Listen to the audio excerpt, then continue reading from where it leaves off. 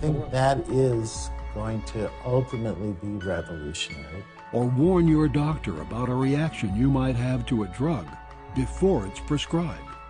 The opportunities here are simply enormous. We're closer than you think. This stuff's here. Your genome and the future of medicine, tailored to fit you. But there's another side to personalized medicine that's equally important, and that's controlling adverse drug reactions. Right now in this country, more than 125,000 people die each year in America's hospitals from adverse drug events. It's the 5th leading cause of death in America's hospitals. The DNA is the master molecule that tells the body how to work. It's the set of master instructions. In the instruction set, there's these 4 letters, and it turns out for each one of us, there are about 3 billion of those, and they're strung together end to end. It turns out that 99% of the building blocks are all the same. 1% of them are different. But it's that 1% differences that make us different human beings. It's also why a medication may work in one person, but have no effect in another.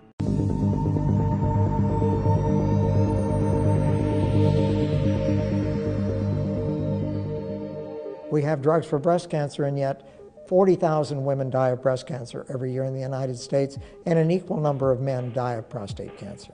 If we go back to what I call the Neolithic era, when I was starting to do this kind of research, and we see the changes that have already occurred, it is mind-boggling. The way we've been used to doing things, seemingly forever, but at least for the past 50 years, is going to change, and it's going to change very rapidly. We realized early on that this was a really important opportunity for Mayo to be able to offer to its patients.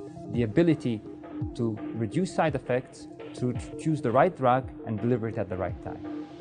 Dr. Wischenbaum is probably the person that is most responsible for starting this field in the entire world. He is the founding father of pharmacogenomics, that particular area which we look at the genetic and the genetic contribution to drug response. Respond to the drugs that doctors prescribe for you. When I was in medical school at the University of Kansas, if we saw a child with acute lymphoblastic leukemia of childhood, the #1 cancer of kids, tragically, that child would be dead in 1 year.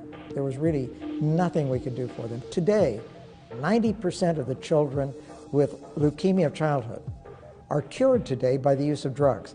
Not radiation, not surgery, by the use of drugs. Most people who receive Plavix as an antiplatelet therapy do well, but 20% of us do not metabolize the drug, and therefore it doesn't work. We'll start seeing that newborns get their whole genome sequenced, and that genome is stored and then used as needed.